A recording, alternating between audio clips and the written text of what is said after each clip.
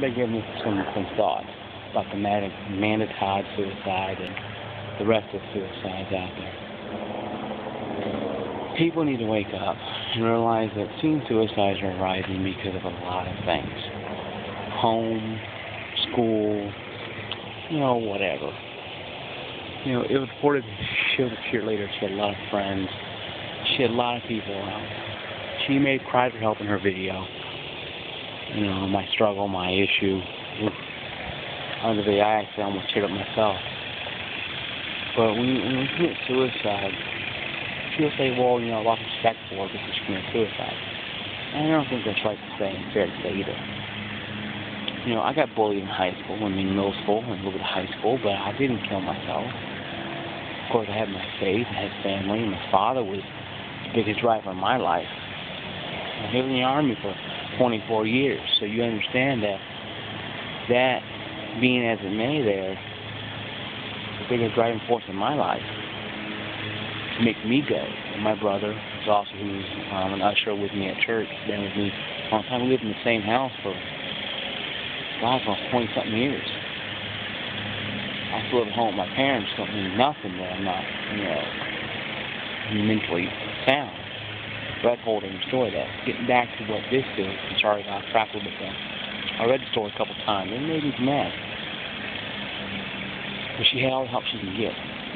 She got all the help she could. And she kept crying for help, and yet there's nothing else you can do. And it made me mad because people say, well, she deserved it. Man, that's BS. Nobody deserves to die. Queen Christ said this sting of death has been taken by me, by Christ. He took him the sting of death. He locked the doors of hell, the gates of hell, and took the key when he was crucified 2,000 years ago. And yet people just don't want to realize that the church had the power. Everybody has power. Every Christian who's listening to this, who's watching this, if you're a Christian and you do a darn thing to help out Amanda Todd and the rest of them, then that's something that you might have to deal with. I have to deal with. Because, if I could call her up or call whoever else who committed suicide around here and say, hey, talk about it or listen to them, fine. But her story is over with, folks. She's dead. She ain't never come back. Unless God comes down from heaven and tells her to rise out of that grave and live again, there ain't much you can do for her. Her soul rests with the Father. Only the Father knows when we're going to end up, including her when everybody commits suicide. No, I am not glorifying suicide. It's a sin, but blasphemy of the Holy Spirit is people say that suicide is an unforgivable sin, and actually it's blasphemy of the Holy Spirit is the unforgivable sin. So it's suicide. So no, nobody knows, because there's no long-term studies about it to understand. And nobody killed them and came back to life. Once you're dead, you're dead.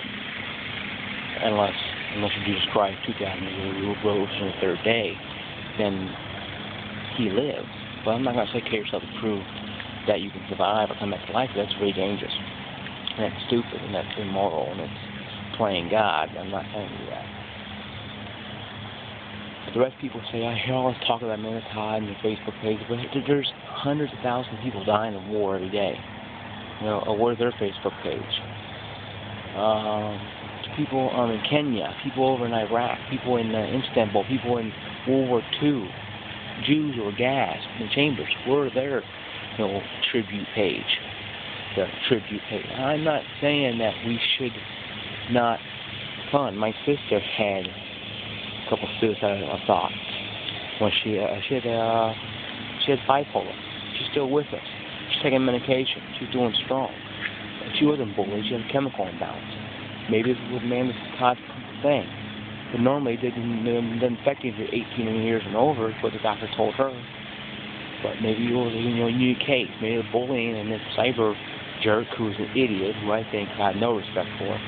But I pray for him, but I have to love him as the Lord loves him, because the Lord loves me. And if I don't love him, then I don't love the Lord. And that's the Christian out there who has nasty thoughts out there.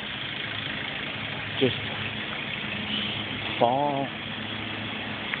Join the bandwagon if you want to. Join the bandwagon of Amanda Todd bandwagon. Okay, I post on there every day. But I'm trying to get people to understand that God is the one who should repentance, and not Amanda Todd. Her story's over with. Her story's gone. There's somebody else out there who has an issue that we can help. A friend, a sister, a brother, a mother, a father, a cousin, aunt, an uncle. Somebody that we may not know who has suicidal thoughts. So go ahead and jump on the bandwagon out of Amanda Todd bandwagon. Go ahead and do all her stuff.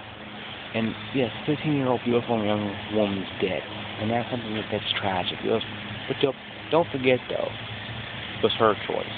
Nobody forced her to hang herself. Then it'd be murder. But it wasn't. It was suicide. And the sad thing is, I pray for her mother and her father and friends.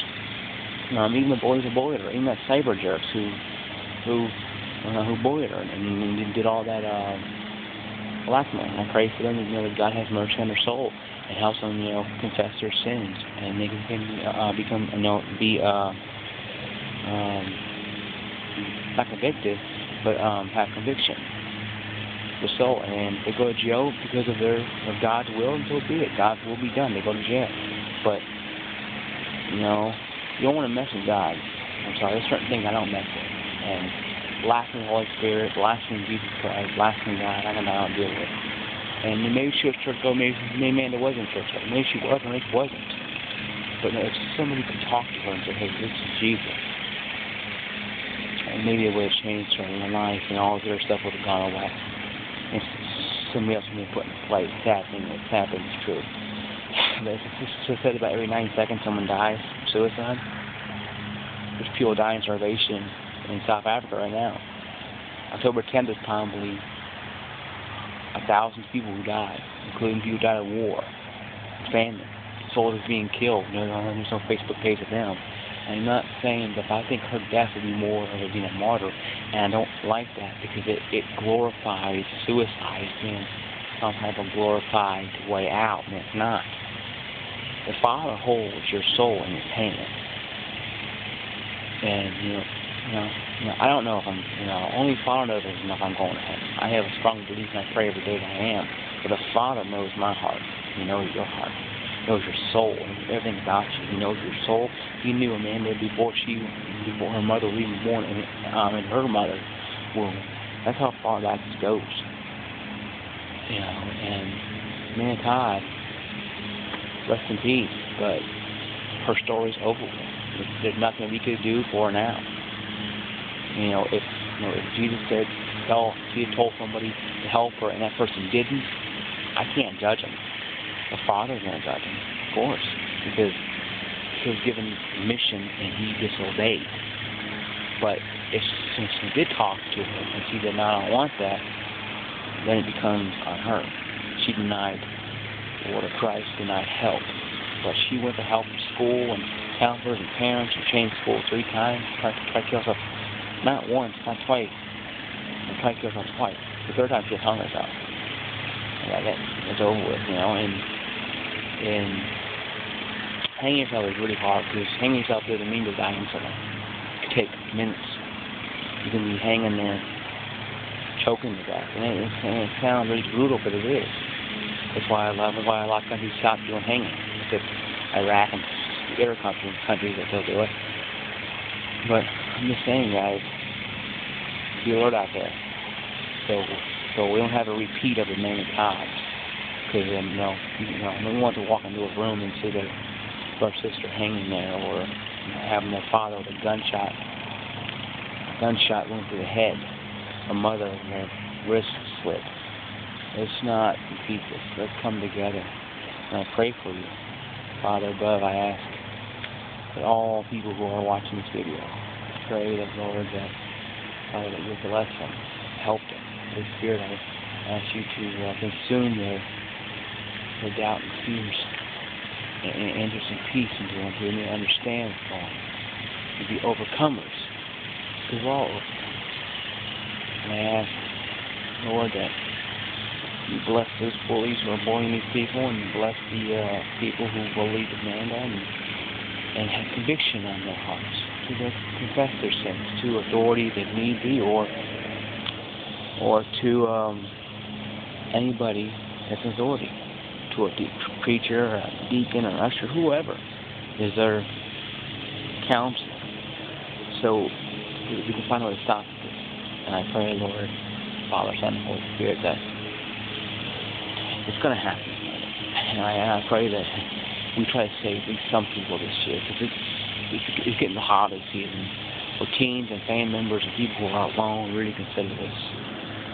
And I ask that bless this people in the holy name, in the holy of thy name. Give you praise, glory, and honor this day. I ask that I may be a beacon to these people. I may be a tether that they can reach out to and tell me what their problem is. I can do it. If I don't have the answers, folks, if I don't have the answers, I'll find them. And prayer for everybody here. I know it's kind of broken up prayer. I do apologize. I'm trying to hold this phone and talk to you guys, and it's hard, and I apologize to the Lord and Holy Spirit and the Father above for doing a weird prayer, but you need to get the message. So if there's anything I could do, my gamer tag, I have an Xbox gamer tag, PBG Underground, give me a message, we'll talk, chat at the time. I don't have a webcam because I don't believe in them. I have a phone. I have a YouTube account. I have a MySpace account. I have a Twitter account, @Crisis, @CIRSIS. So if you want to talk and chat, we'll talk and chat. But God bless and see you guys on the other side when we're all called up to heaven. Have a blessed day.